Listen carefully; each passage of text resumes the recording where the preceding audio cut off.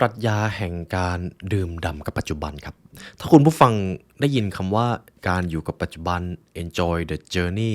การมีความสุขระหว่างกระบวนการเดินทางมันมักจะเป็นอีกสิ่งหนึ่งที่เราพูดถึงกันบ่อยใช่ไหมครับเพราะอะไรทำไมการโฟกัสที่จุดมุ่งหมาย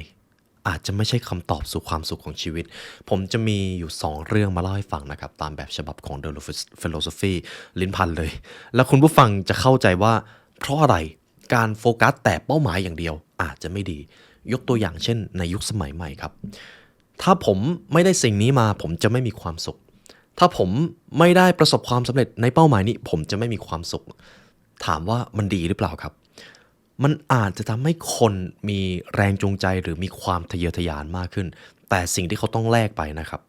คือความสุขเขาจะไม่มีความสุขระหว่างการเดินทางเลยสมมุติเป้าหมายของคุณผู้ฟังคือยอดต้นไม้ต้นหนึ่งแล้วคุณมีหน้าที่ที่จะต้องค่อยๆปีนป่ายหยิบกิ่งก้านเพื่อที่จะไต่ขึ้นไปเรื่อยๆหากคุณโฟกัสแต่ยอดต้นไม้หรือยอดสูงสุดที่มันมีผลไม้อยู่โอกาสที่คุณจะจับกิ่งไม้พลาดมันก็สูงแต่ถ้าคุณเลือกที่จะค่อยๆปีนป่ายหยิบกิ่งแต่ละกิ่งอย่างช้าๆอย่างละเอียดละออโอกาสที่คุณจะไปถึงผลลัพธ์มันอาจจะเร็วมากขึ้นก็ได้แทนที่จะโฟกัสแต่ผลลัพธ์ปลายทางผมจะมีเรื่องราวหนึ่งมาเล่าให้ฟังในปรัชญานี้นะครับจะเป็นปรัชญาทางฝั่งเซนกาลครั้งหนึ่งนานมาแล้วครับมีเด็กชายคนหนึ่งชื่อว่าคิโรครับเด็กชายคนนี้ต้องการเรียนรู้เรื่องของเซนซึ่งก็อยู่ในหมู่บ้านมีชาวบ้านอยู่ทั่วไปและก็มีเรื่องราวหนึ่งเข้าถึงหูเด็กชายคนนี้ครับมีเรื่องราวหนึ่งที่เขาว่ากันว่ามีนักปราชญ์ท่านหนึ่งเป็นนักปราชญ์แห่งเซนอยู่บนอารามบนยอดเขาหลังหมู่บ้านนั้นหากใครต้องการที่จะไปพบจะต้องเดินทางไปด้วยตัวเองซึ่งในระหว่างการเดินทางนะครับมันก็อาจจะไม่ค่อยง่ายสักเท่าไหร่มีทั้งป่าชุกชุมมีทั้งแม่น้ำลำห้วยที่จะต้องข้ามไปแต่เด็กชายคิโรครับก็เลือกที่จะเดินทางไปหาอาจารย์ท่านนั้นเด็กชายคิโรก็เก็บข้าวของครับเดินทางไปหาอาจารย์ท่านนั้นบนยอดเขาวันแล้ววันเล่าแล้วก็ไปถึงที่หมายเมื่อถึงตรงนั้นคิโรก็พบกับนักปราชญ์ท่านนั้นเป็นนักปราชญ์แห่งเซนกำลังเขาเรียกว่าวิปัสสนาทำสมาธิอยู่คิโรเดินเข้าไปถามแล้วก็บอกว่าท่านหากผมต้องการปรัชญาเซนเข้ามาในชีวิตแล้วต้องการเข้าถึงสิ่งนี้อย่างถ่องแท้ผมจะต้องใช้เวลานานสักเท่าไหร่นักปราชญ์ท่านนั้นมองหน้าเด็กชายคิโรครับแล้วก็ยิ้มสักพักหนึ่งเขาก็บอกว่าจนกว่าท่านจะไปถึงจุดที่ตื่นรู้ท่านจำเป็นต้องใช้ระยะเวลาถึง10 ปีคิโรพอฟังแบบนั้นครับเขารู้สึกว่าโอ้โห10 ปีนี่มันนานมากเลยนะเขาตอนนั้นเขาคงโตมากแล้วเขาอยากจะเรียนรู้ให้มันเร็วกว่านี้คิโรก็เลยถามคำถามกับนักปราชญ์ท่านนั้นต่อถ้าอย่างนั้นถ้าตัวผมเองฝึกฝนอย่างหนักอุทิศตนเพื่อที่จะเข้าถึงปรัชญาเซนวันแล้ววันเล่าพัฒนาศักยภาพของตัวเองด้วยความใจจดใจจ่อเพื่อที่จะไปถึงผลลัพธ์นั้นผมจะต้องใช้ระยะเวลานานสักเท่าไหร่นักปราชญ์ท่านนั้นก็มองหน้าเด็กชายคิโรต่อครับแล้วก็ตอบกลับไปว่า20 ปีคิโรก็งงครับเดี๋ยวผมทุ่มเทมากขึ้นแล้วทำไมระยะเวลามันไกลขึ้นคิโรเอาใหม่ครับถามอีกรอบถ้าอย่างนั้นผมทุ่มเทแรงกายแรงใจทั้งชีวิตที่ผมมีผมอุทิศตนทุกสิ่งทุกอย่างเพื่อฝึกปรัชญาเซนผมจะต้องใช้ระยะเวลานานสักเท่าไหร่เพื่อที่จะไปถึงจุดนั้นนักปราชญ์มองหน้าคิโรอีกรอบครับแล้วก็ยิ้มแล้วก็บอกว่า30 ปีคิโรงงครับขมวดคิ้วเลยครับงงมากก็เลยถามไปตรงๆเลยว่าท่านผมใช้เวลาฝึกฝนหนักขึ้นอุทิศตนมากขึ้นใจจดใจจ่อเพื่อที่จะให้ได้ผลลัพธ์มาแล้วทำไมระยะเวลาที่จะสำเร็จมันกลับห่างไกลมากขึ้นมันเป็นเพราะอะไรกันครับนักปราชญ์ก็ตอบว่ามันเป็นเพราะเจ้าไม่ได้ใส่ใจกระบวนการเติบโตระหว่างทางเจ้าสนใจแค่ผลลัพธ์แล้วการที่เจ้าสนใจแค่ผลลัพธ์มันย่อมทำให้เจ้าลืมความสำคัญของการได้เติบโตและการพยายามดังนั้นเมื่อใดก็ตามที่คนคนหนึ่งอยากจะประสบความสำเร็จด้วยการใส่ใจเพียงแค่ผลลัพธ์เขาจะยิ่งห่างไกลจากมันมากขึ้นเขาจะมีแต่ความมุทะลุเขาจะมีแต่ความยโสโอหังเพื่อที่จะไปถึงจุดนั้นจนท้ายที่สุดการตัดสินใจนานานับประการครั้งไม่ถ้วน จะทำให้เขาต้องเดินถอยหลังแทนที่จะเดินหน้าตรงกันข้ามหากคนคนหนึ่งค่อยๆฝึกฝนค่อยๆเจริญเติบโตค่อยๆใช้ความพยายามระหว่างทางเขาอาจไม่ได้สนเลยว่าผลลัพธ์นั้นมันจะอยู่ไกลหรือใกล้แต่เขาสนใจแค่ว่าในวันนี้กับอดีตเขาได้เก่งมากขึ้นแล้วหรือยังหากเป็นแบบนั้นนั่นต่างหากคือการดื่มด่ำกระบวนการเติบโตระหว่างทางแบบนี้เจ้าจะมีทั้งความสุขในการเดินทางและในขณะเดียวกันในวันที่เจ้าได้ผลลัพธ์มาเจ้าจะได้มีความสุขทั้งผลลัพธ์และภาคภูมิใจในความมุมานะของตนเองดังนั้นเหตุผลที่เจ้ายิ่งจดจ่อกับผลลัพธ์เจ้าก็จะยิ่งห่างไกลจากมันมากขึ้นเหตุผลนั้นก็คงไม่พ้นเจ้าไม่ได้สนใจกระบวนการเติบโตระหว่างทางเลยลึกซึ้งไหมครับเรื่องนี้เป็นอีกปรัชญาหนึ่งที่ผมชอบมากนะครับและผมอยากจะนำมาฝากคุณผู้ฟังนี่เป็นเหตุผลสำคัญอย่างยิ่งว่าคำว่า enjoy the journey ทำไมมันมีอิทธิพลกับชีวิตมากกว่าที่เราคิดอันนี้จะเป็นอีกเรื่องราวหนึ่งแล้วเดี๋ยวผมจะพาคุณผู้ฟังมาดูกันว่าถ้าอย่างนั้นหากเรามีผลลัพธ์เรามีเป้าหมายแล้วแต่เราต้องการสร้างความสุขระหว่างการเดินทางไปด้วยปรัชญาเซนจะให้คำแนะนำว่าอย่างไรซึ่งอันนี้ผมได้เรียบเรียงมาให้คุณผู้ฟังเป็นที่เรียบร้อยแล้วนะครับเรามาเริ่มที่ข้อที่1กันหากคุณต้องการประสบความสำเร็จและมีความสุขในระหว่างการเดินทางข้อนี้สำคัญมากครับ embrace the present moment embrace the present moment นะครับแปลว่าการโอบรับปัจจุบันครับโดยเฉพาะอย่างยิ่ง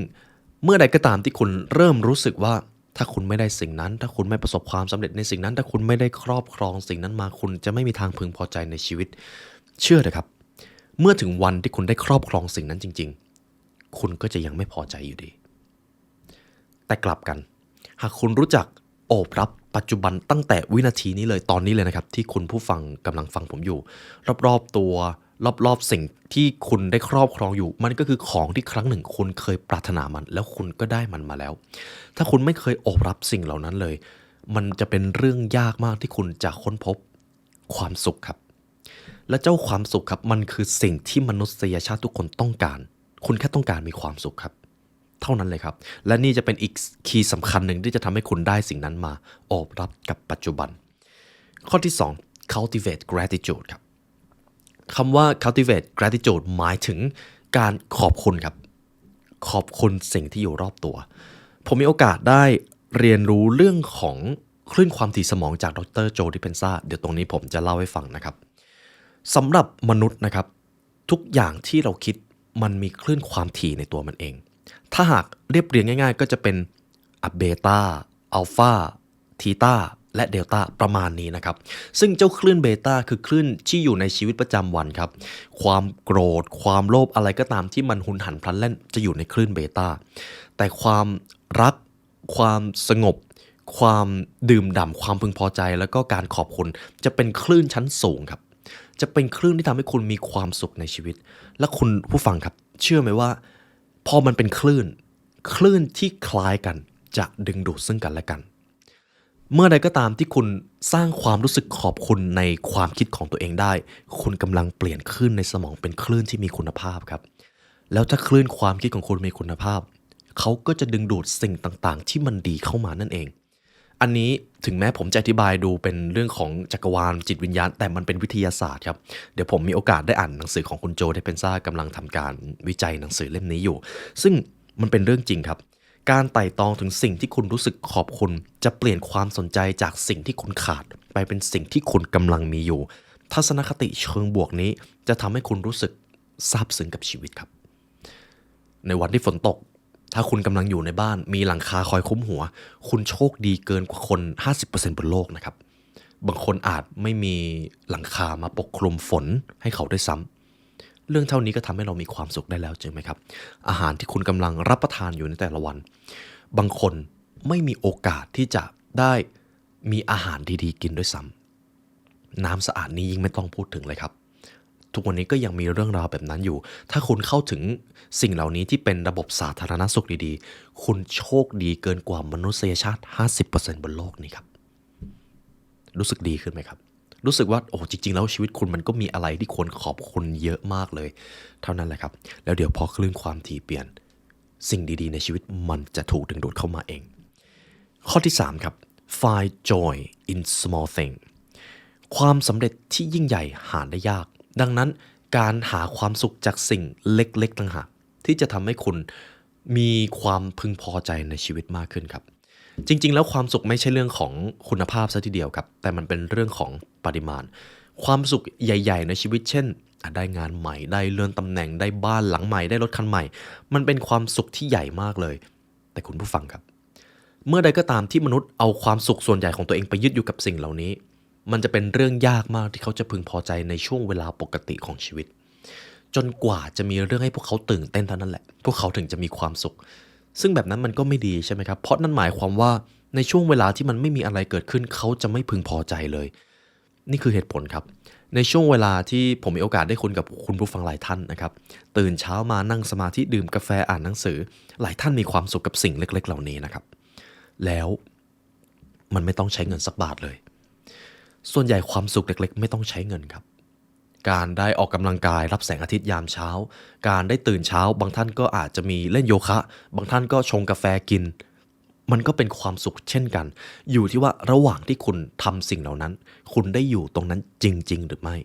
ถ้าส่วนใหญ่คุณตื่นมาแล้วคุณก็คิดเรื่องงานคิดถึงอนาคตคิดถึงอดีตที่คุณเจ็บปวดคุณก็จะไม่มีความสุขเท่านั้นเลยครับนี่คือข้อที่3นะครับการตระหนักรู้และดื่มด่ำกับช่วงเวลาเล็กๆในชีวิตจะทำให้ชีวิตของท่านดีขึ้นแน่ๆครับปรัชญาข้อที่4ที่ผมจะพูดถึง set meaningful goal เรื่องราวนี้จงตั้งปณิธานที่ดีเยี่ยมให้กับชีวิตครับชีวิตมันต้องมีเป้าหมายใช่ไหมครับแต่การมีเป้าหมายระหว่างทางนั้นก็ควรที่จะดื่มด่ำกับมันเช่นกันผมจะอ่านตรงนี้ให้ฟังนะครับการเดินทางในชีวิตหรือการค่อยๆเติบโตการได้ลงมือทำเป็นสิ่งสำคัญแต่ในขณะเดียวกันการมีเป้าหมายที่ชัดเจนว่าระหว่างทางที่คุณกำลังเดินไปคุณจะไปไหนทิศทางที่คุณไปจะคืออะไรและทิศทางที่คุณจะไม่ไปคืออะไรอันนี้สำคัญไม่แพ้กันครับเพราะชีวิตมนุษย์มีทางเลือกนับไม่ถ้วนเป็นร้อยเป็นล้านทางเลือกและผลลัพธ์ก็เยอะกว่าพอๆกันเลยดังนั้นการรู้ว่าอะไรที่จะทำและไม่ทำสำคัญแต่ในขณะเดียวกันระหว่างทางที่กำลังเดินทางอยู่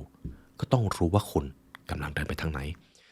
ผมจะมีเรื่องราวหนึ่งมาเล่าให้ฟังนะครับซึ่งผมเคยได้เล่าไว้ใน The Philosophy Part ก่อนผมจะเล่าแบบกระชับนะครับมีเด็กชายคนหนึ่งครับไปหามหาเศรษฐีแล้วก็อยากรู้ว่าทำอย่างไรถึงจะมีความสุขในชีวิตมหาเศรษฐีคนนั้นก็บอกว่าเอางี้อ่ะเอาช้อนไปแล้วเศรษฐีคนนั้นก็หยดช้อนใส่น้ำมันอันนี้ผมจะเอาเป็นช้อนนะครับหยดช้อนใส่น้ำมันครับแล้วก็ยื่นช้อนนั่นแหละให้เด็กชายคนนั้นแล้วก็บอกว่าไอ้หนุ่มเดินไปรอบๆคฤหาสน์นี้แต่ทำยังไงก็ได้อย่าให้น้ำมันบนช้อนหกเด็ดขาดเด็กชายก็งงครับมาถามเรื่องความสุขอยู่ดีๆให้ทำอะไรก็ไม่รู้อ่ะทำก็ได้เด็กชายก็เลยหยิบช้อนครับแล้วก็จ้องอยู่อย่างนั้นครับแล้วก็ค่อยๆเดินครับกลัวชนกำแพงเดินไปรอบๆคฤหาสน์จนเดินครบ1 รอบก็มาพบกับมหาเศรษฐีท่านเดิมมหาเศรษฐีท่านนั้นก็บอกว่าไหนน้ำมันหกจากช้อนหรือเปล่าเด็กชายก็ยื่นให้ดูไม่หกสักหยดเลยครับทีนี้เศรษฐีก็ยิ้มครับแล้วก็ถามประโยคนึงไอ้หนุ่มระหว่างที่เราเดินรอบๆคฤหาสน์เนี่ยเห็นอะไรรอบๆตัวเองบ้างคฤหาสน์สีอะไรพรมสีอะไรโคมไฟสีอะไรเห็นหรือเปล่าเด็กหนุ่มก็ตอบไม่ได้ครับอ๋อไม่เห็นครับเมื่อกี้ผมโฟกัสแต่น้ำมันบนช้อนเศรษฐีก็บอกว่าอ่ะเอางี้ไม่เป็นไรเดินอีกรอบหนึ่งแต่สังเกตสิ่งรอบๆตัวให้หน่อยว่าคฤหาสน์หลังนี้สีอะไรพรมสีอะไรมีบันไดกี่ขั้นแล้วความสวยงามของคฤหาสน์แห่งนี้มันสวยหรือเปล่าดูให้หน่อยอ่ะเดินอีกรอบหนึ่งเด็กชายคนนั้นครับก็ประมาณว่าอ่ะทำตามก็ได้เดินอีกรอบหนึ่งพร้อมที่ยังถือช้อนบนน้ำมันไว้ด้วยนะครับเด็กชายคนนั้นก็เดินครับโอ้โหดูสิ่งอยู่รอบตัวครับคฤหาสน์นั้นเป็นคฤหาสน์ที่ใหญ่มากสนามหญ้าสวยมากพรมสีแดงซึ่งเป็นพรมหนังสัตว์อย่างดีโคมไฟก็ประดับด้วยเขาเรียกว่าแชนเดเลียผมไม่รู้เรียกถูกหรือเปล่าซึ่งมันสวยมากนะครับ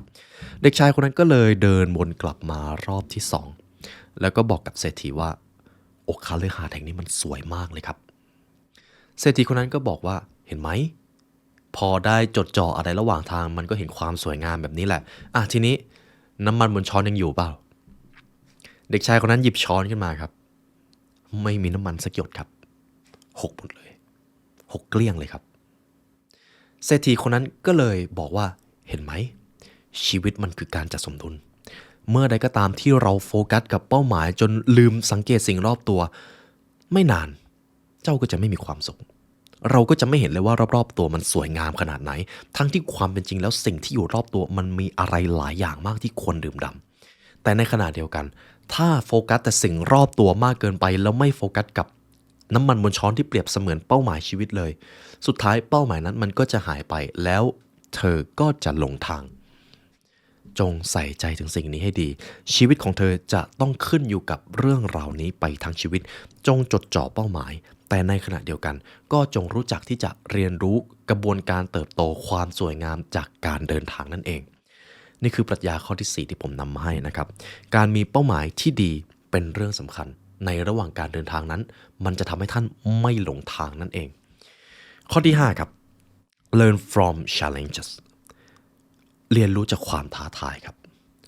ถ้าเป็นภาษาที่เราเข้าใจกันง่ายๆก็คือทำยังไงก็ได้พาตัวเองออกจากคอมฟอร์ z โซนออกไปเจอความท้าทายใช่ไหมครับเหตุผลอะไรที่การที่เราไปทำสิ่งที่มันท้าทายจะทำให้เราเข้าใกล้เป้าหมายมากขึ้นหากเป้าหมายของมนุษย์เรียกว่าความสำเร็จความสำเร็จก็คือส่วนผสมระหว่างการกระทำยากๆที่เกิดขึ้นซ้ำแล้วซ้ำเล่าด้วยสิ่งที่เรียกว่าระเบียบวินัยดังนั้นเจ้าสิ่งที่มันยากๆมันก็คือสิ่งที่ท้าทายนั่นเองครับหากคุณใช้ชีวิตที่มันง่ายๆชีวิตคุณก็จะยากหากคุณใช้ชีวิตของคุณด้วยความยากเอาชนะความท้าทายเรียนรู้ที่จะสู้กับความยากลำบากท้ายที่สุดชีวิตของคุณมันจะง่ายครับนี่คืออีกสิ่งหนึ่งที่ผมมักจะพูดกับคนใกล้ตัวเสมอครับทำเรื่องง่ายเดี๋ยวชีวิตมันจะยากทำเรื่องยากแล้วเดี๋ยวชีวิตมันจะง่ายเองการรับมือกับความท้าทายมันจะเป็นสิ่งหนึ่งที่สร้าง growth mindset กับคุณผู้ฟังมันจะทำให้คุณเข้าใกล้เป้าหมายมากขึ้นผมจะอ่านตรงนี้ให้ฟังนะครับความท้าทายและความพ่ายแพ้บางครั้งท่านหลีกเลี่ยงไม่ได้เลยไม่ได้ครับแต่มันก็เป็นโอกาสในการเติบโตเช่นกันการเปิดรับความยากลำบากด้วยทัศนคติเชิงบวกจะเปลี่ยนอุปสรรคให้เป็นบทเรียนอันมีค่าเสมอมันทำให้การเดินทางมีคุณค่าและมีความหมายนั่นเองดังนั้นครับเมื่อถึงจุดหนึ่ง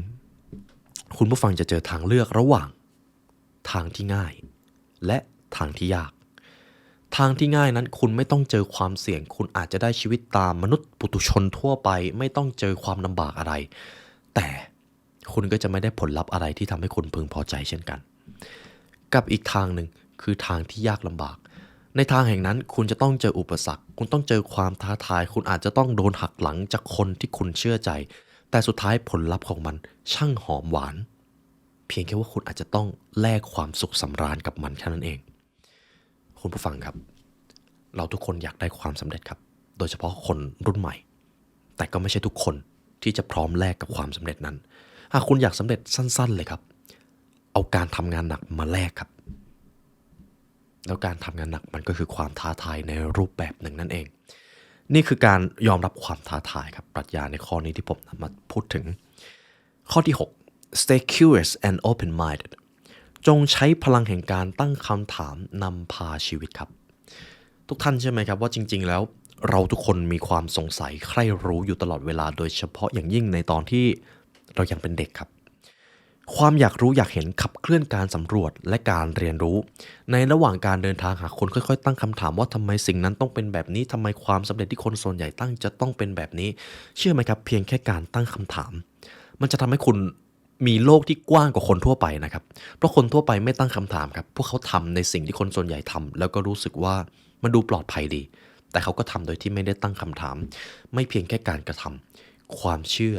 การพูดการศรัทธาในสิ่งต่างๆบางครั้งมนุษย์ก็เชื่อตามๆกันไปโดยที่ไม่ได้ตั้งคำถามเลยครับและมันอันตรายมากการทำให้ชีวิตของคุณมีความพึงพอใจและได้รับการเติมเต็มคือใจที่เปิดกว้างมันจะทำให้คุณมองเห็นโลกจากมุมมองที่แตกต่างมันจะเติมเต็มการเดินทางของคุณด้วยประสบการณ์ที่หลากหลายพร้อมทั้งคุณได้เจอความรู้ใหม่ๆจากการตั้งคำถามครับเรามาถึงปรัชญาข้อที่7นะครับหนทางที่จะทำให้คุณได้ enjoy the journey แล้วก็ได้ผลลัพธ์ความสำเร็จ build strong relationships จงพยายามสร้างสัมพันธ์ที่ดีระหว่างทางครับทำยังไงก็ได้ครับอย่าทิ้งความสัมพันธ์ดีๆเพื่อความสำเร็จ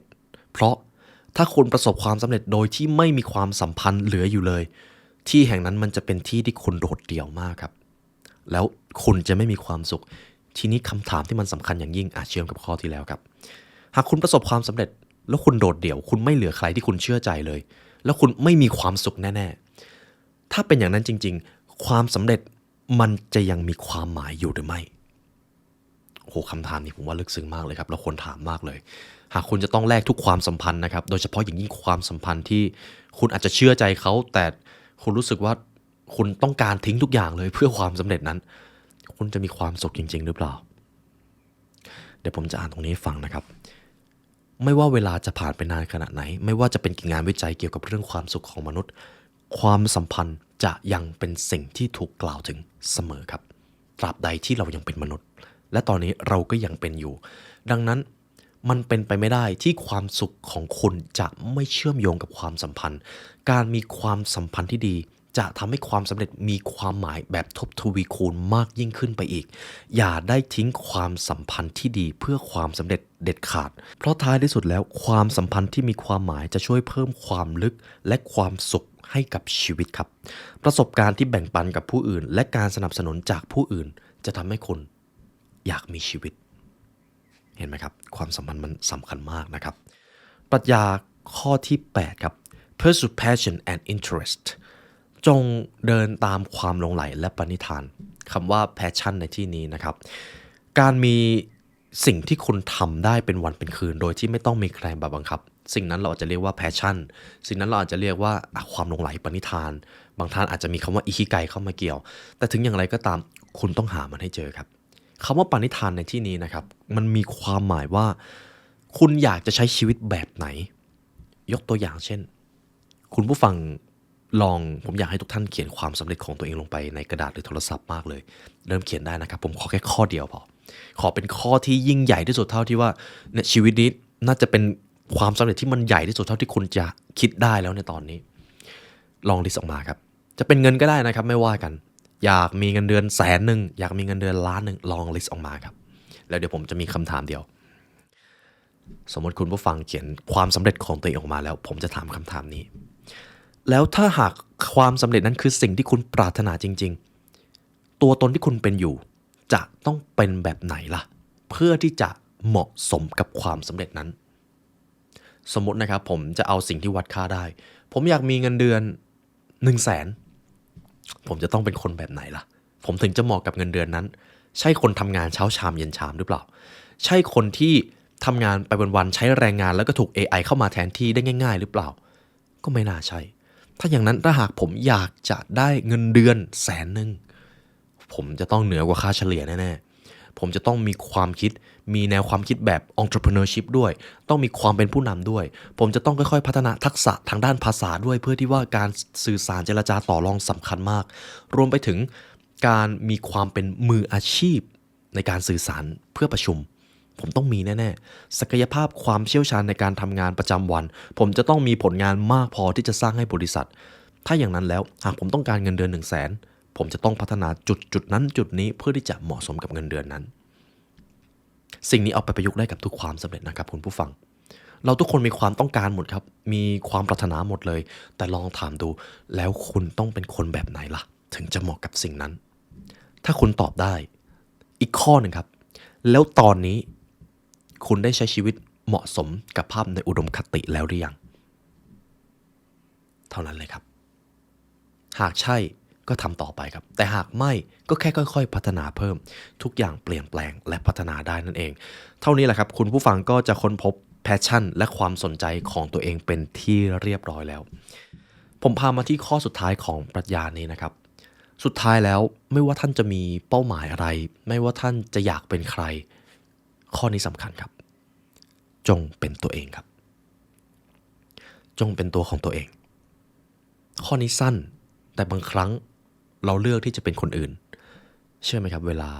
คนคนหนึ่งเลือกที่จะไม่เป็นตัวของตัวเองมันคือช่วงเวลาที่เขากำลังละทิ้งสิ่งที่เป็นเอกลักษณ์มากที่สุดในจักรวาลนี้ออกไปมันคือตัวตนของเขาตัวตนของคนหนึ่งคนไม่มีอะไรมาแทนที่ได้